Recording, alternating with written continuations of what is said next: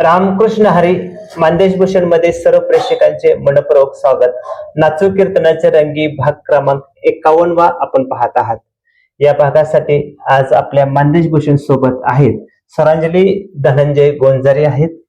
आपल्या शेजारीच ती कन्या बसलेली आहे, माझ्या दुसऱ्या बाजूला बसलेली आहे गीतांजली धनंजय गोंजारे आहेत आणि गीतांजली शेजारी आहेत ते आई त्यांच्या रेखाताई आहेत आणि गीतांजलीच्या शेजारी आहेत ते गीतांजलीचे वडील आहेत धनंजय दादा. आज आपण खरं तर ह्या दोन्ही मानदेशी कन्या कीर्तन सांगत आहेत. खरं तर वारकरी संप्रदायामध्ये या दोन्ही कन्या सेवा करत आहेत. खरं तर रेखाताईंना आणि दादांना आपण हे विचारणार आहोत की वारकरी शिक्षण संस्थेत या दोघी मुलींना पाठवून आज वार संप्रदायातील तुम्ही शिक्षण देत आहात. खरं तर दादांनाच आपण असा प्रश्न विचारणार आहोत की दोघी मुलींना वारकरी शिक्षण देण्यामागे काय पाठीमाग हेतू आहे. सर्वप्रथम आपण सुरुवात करणार आहोत स्वरांजली. स्वरांजली, एक सांग, तू आता कितवीत आहेस? मी आता 10वीत गेले. बर, आता तू ज्या शिक्षण संस्थेत शिकत आहेत त्या शिक्षण संस्थेचं नाव काय आहे? श्री नवनाथ मुला मुलींची वारकरी शिक्षण संस्था, अंधेरकर, क्षेत्र सौंदर्य, तालुका कुठला आला? तालुका बार्शी, जिल्हा सोलापूर. हा. तू कितवीत असताना तू त्या वारकरी शिक्षण संस्थेत प्रवेश घेतलेला आहे? 9वीत असताना. म्हणजे गेल्या वर्षी. हा. आता ह्या वर्षी तू 10वीत शिकत आहे. एक सांग, तू तुळशीची माळ गळ्यात केव्हा घातलेली आहे? मी एकादशीला, आषाढी एकादशीला म्हणतो. किती वर्ष झाले काय? अजून वर्ष नाही झालं. आली आता एकादश, हा. आषाढीला आली म्हणजे अजून वर्ष पूर्ण झाले. आता एक सांग, तू मनाने घातली का वडिलांनी घातली काय? माझ्या मनाने, मला आवडती परमार्थाची म्हणून मी घातली. बर, आता एक सांग, तुझं पहिलं कीर्तन केव्हा झालं? श्री गावातील श्री म्हणजे आपल्या कुकुडाड गावातील? आपल्या कुकुडाड गावातील श्रीराम मंदिरामध्ये माझं पहिलं कीर्तन झालेलं आहे.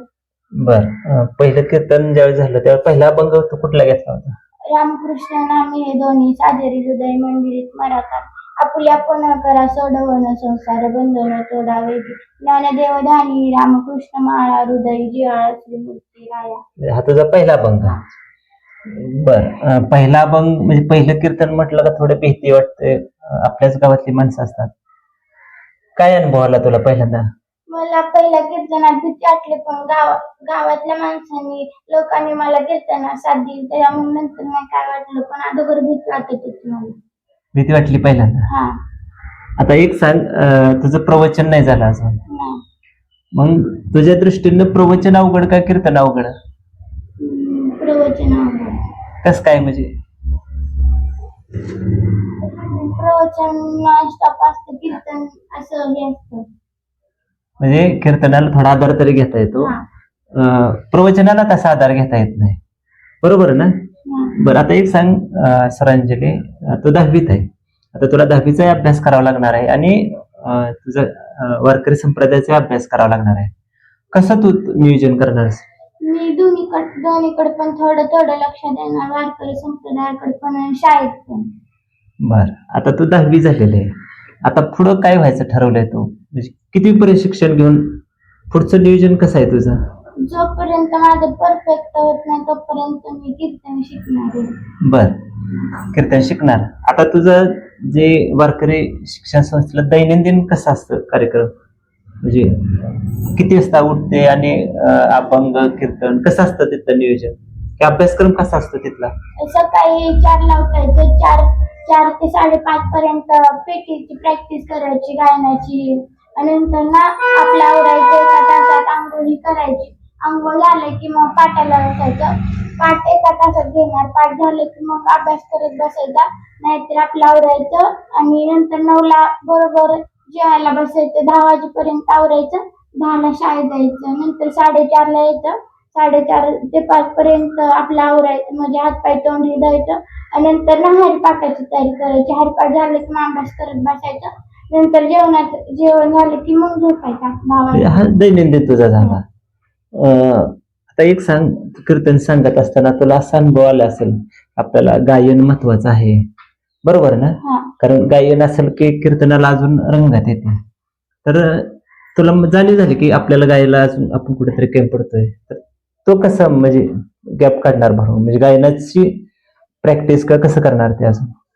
मी सकाळी लवकर उठून प्रॅक्टिस करणार गायनाची 4ला. 4ला. हा. बर, आता तुला माहित आहे मानदेशी कन्या वेगळ्या वेगळ्या क्षेत्रात काम करत आहे. कोण डॉक्टर आहे, कोण इंजिनियर आहे, कोणी अधिकारी झालेला आहे आणि तो आता कीर्तनकार झालेला आहे. आणि काही मुली अजून भविष्यात या मार्गावर आहेत, डॉक्टर, इंजिनियर किंवा कीर्तन. तर या सर्व मुलींना तू काय सांगशील? कीर्तनाला उभ्या राहिल्या आणि सर्व मुली, तर तू मानदेशी कन्यांना काय सांगशील?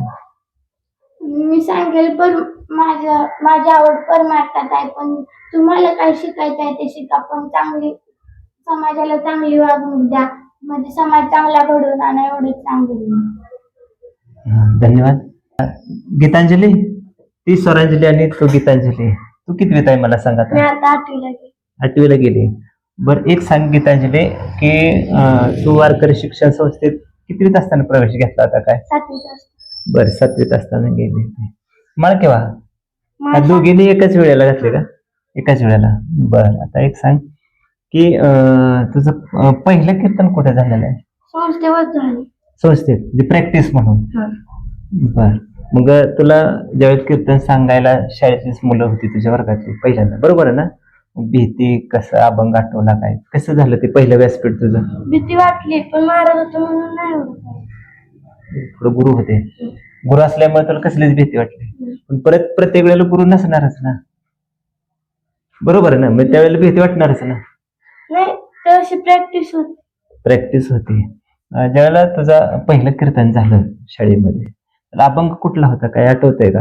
आठवण कोण पुण्याचा, हम्म? कोण पुण्याचा, कोण पुण्याचा पूर्ण म्हणजे कोण पुण्याचा होईल सेवक जी द्वाती कदुरावले, ऐसे वर्म दावे नारायण अंतरीच्या पुन्हा प्रकोट, बहुगड आहे संत भट्टी परी मदत करुणा केली, ऐसे वर्म दावे नारायण अंतरीच्या पुन्हा प्रकोट, तुका म्हणे म्हणजे हा तुझा अभंग होता.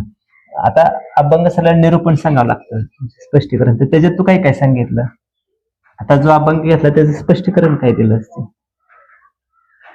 अभंगाचं विस्तार केला असतील ना तू? काय काय सांगितलं तू त्या अभंगाचं फोडून विश्लेषण काय केलं? म्हणजे पुण्य म्हणजे माणसांची ही सेवा करा, माणसांना समाजात ही समाजाची सेवा करा, असा अभंग होता. आता मला सांग, स्वरांजलीनं सांगितलेलं आहे, आता तुझ्या दृष्टीने कीर्तन का प्रवचन अवघड, तुला काय वाटतं? मला कीर्तन सोपं वाटतं, प्रवचन अवघड वाटतं. हा, म्हणजे तिथं आधार नसतं सांगायला. आता जेव्हा तू पहिलं कीर्तन सांगितलं त्याला तुला काय वाटलं की ह्या गोष्टी आपल्याला कमी येत्या किंवा काय येत्या? मला वाटलं ना गायन कमी, गायन कमी आहे. ज्यावेळेला तुझं कीर्तन ऐकलं त्याला शाळेतल्या मुलांनी तुला काय सांगितलं ऐकणार की तुझं गीतांजली कीर्तन असं झालंय काहीतरी सांगितलं असेल ना तुझ्या मैत्रिणी? म्हणाले की छान झालं कीर्तन, पण अजून सराव झाला पाहिजे. सराव. धन्यवाद. स्वरांजली, एक सांग, ज्यावेळेला तुझं पहिलं कीर्तन झालं गावामध्ये त्यावेळेला तुला ज्या ओळखीच्या लोकांनी काय सांगितलं? पण छान झालं, पण जरा तुला भीती वाटत, त्याच्यामुळे तू घाबरली जरा. थोड्या त्यांना काय भविष्यात ती भीती कमी होऊ शकते अजून. पण आज तुम्ही दोन्ही मुलींना